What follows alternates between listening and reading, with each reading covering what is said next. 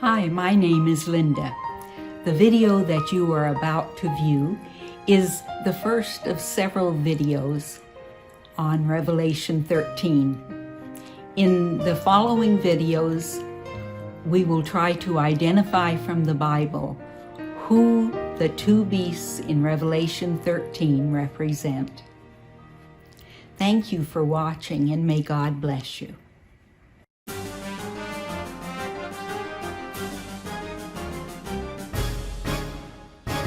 Hello again, and welcome back to Prophecy Truth Today. My name is Linda Cambeek, and I will be your teacher today. Today's study is the beast from the sea. This is just an introduction to Revelation 13. This Bible prophecy study is based on my personal studies and reflects my understanding of end-of-time events. This study will build a foundation for future studies in Revelation 13. There will soon come a day that a clear understanding of end-of-time prophecy will be key to everyone's salvation. That's why I present this study, to help equip you for the days ahead.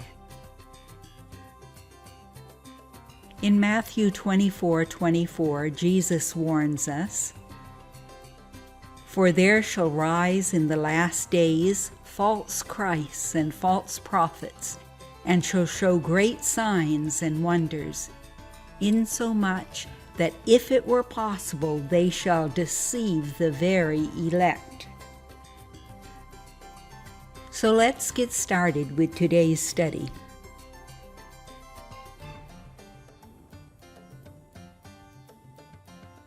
The strange beast that rises from the sea, as described in Revelation 13:1, is a mystery to many Bible students.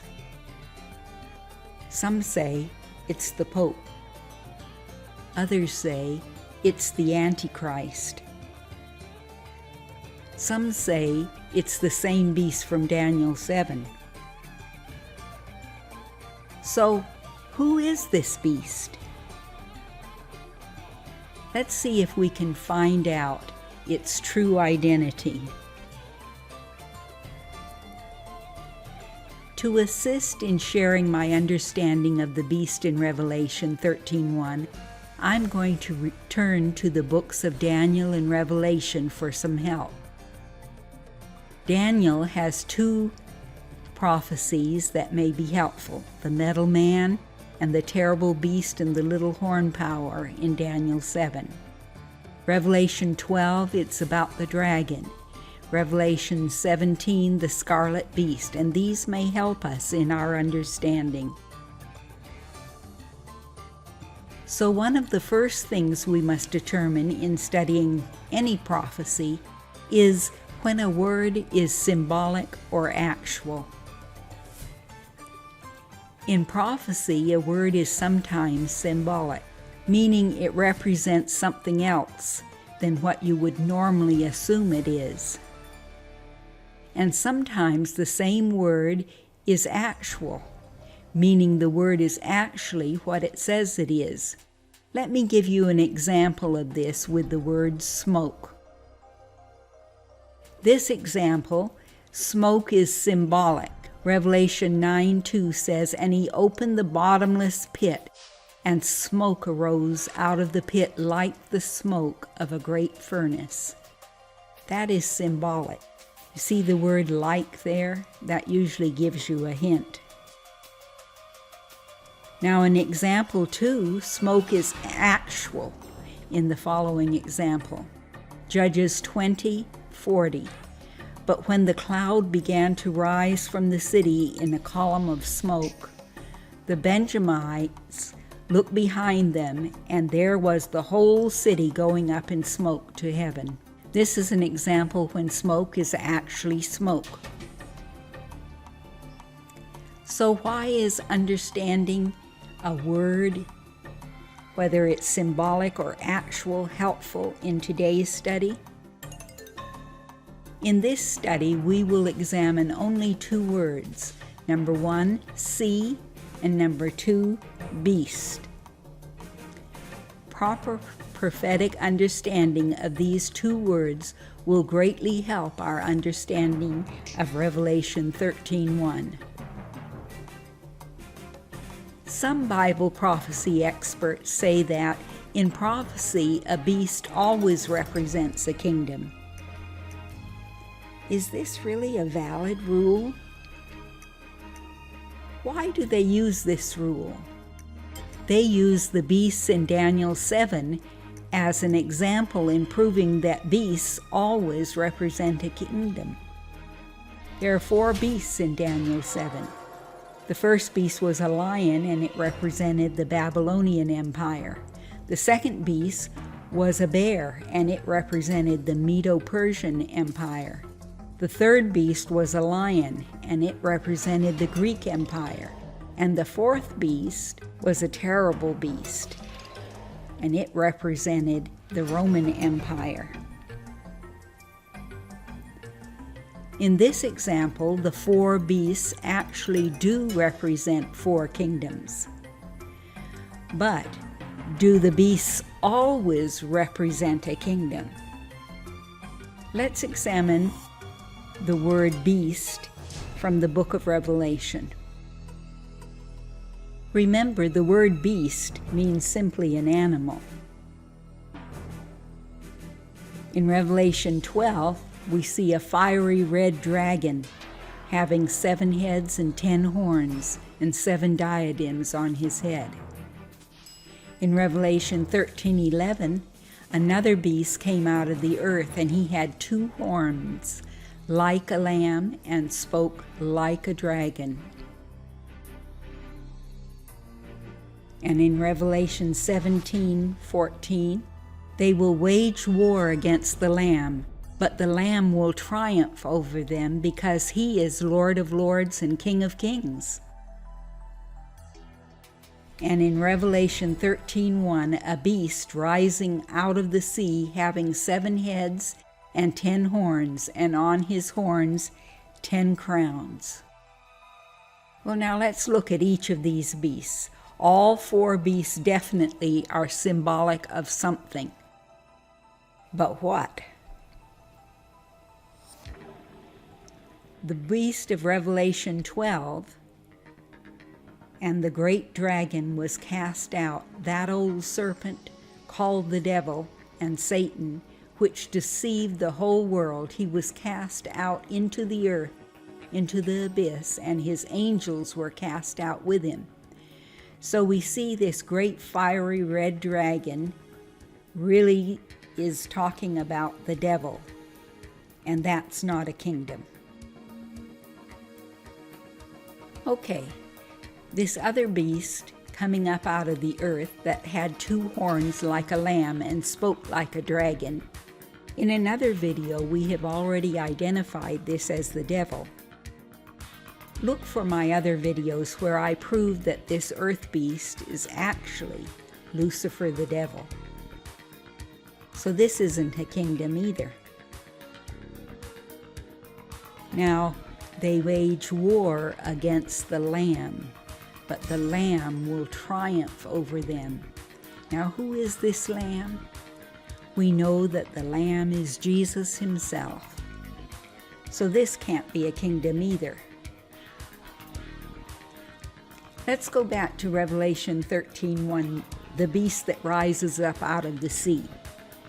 Some people call this a composite beast, but we're not real sure right now what to call this beast, so let's leave that question mark for a later time. So 3 of these beasts are not kingdoms. 1 and 2 are Lucifer the devil, and number 3 is Jesus. And so far, I have shown you that not all beasts are kingdoms. This is a very important fact to remember. Keep this in mind as we study prophecy. So let's go to Revelation 13, beginning with verse 1. Then I stood on the sand of the sea, and I saw a beast rising up out of the sea, having 7 heads and 10 horns, and on his horns 10 crowns, and on his heads a blasphemous name. Oh, we got the symbolic key to tell us what waters are. The waters, the seas, which you saw, are peoples, multitudes, nations, and tongues. So when I stood on the sand of the sea, that represents peoples. Now Revelation 2, now the beast which I saw was like a leopard. His feet were like the feet of a bear, his mouth like the mouth of a lion. That's right, he had a leopard's body, bear claws, and a lion's head. But other characteristics are mentioned. 1, he had 7 heads, 10 horns. Number 3, 10 crowns on the 10 horns. Revelation 13:1 said, and each of the beast's 7 heads a blasphemous name. So number 4 we can say is blasphemous names. Number 5, and I saw that one of his 7 heads as if it had been mortally wounded, and his deadly wound was healed. So number 5 we'll put down as one head mortally wounded. And number 6, the deadly wound was healed.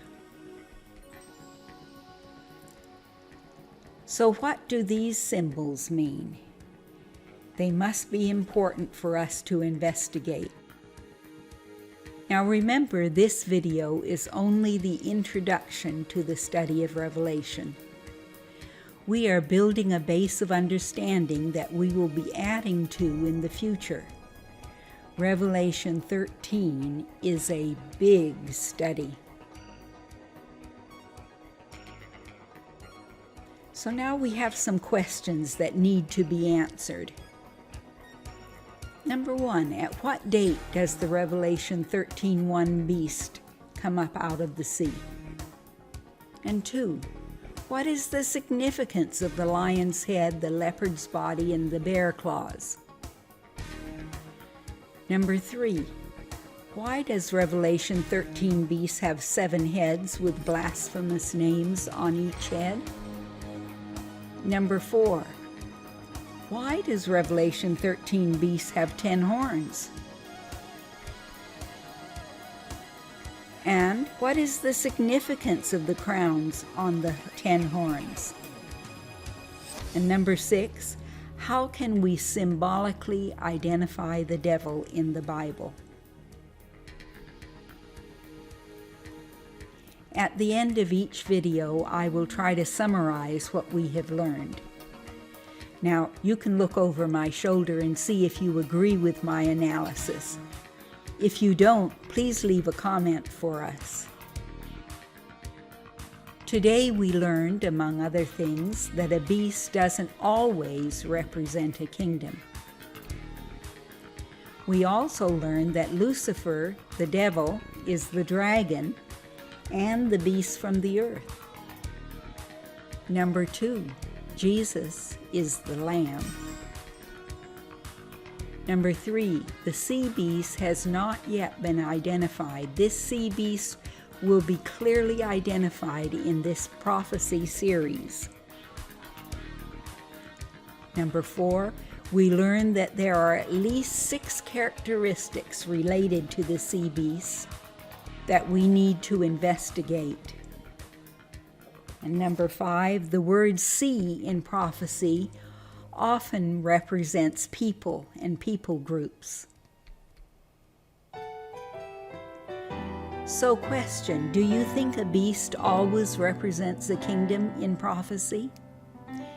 Share your opinion in the comment area below. And friend, keep studying your Bible. This is the only way you will not be fooled. Earth's time is running out, and Jesus is coming soon. God bless you.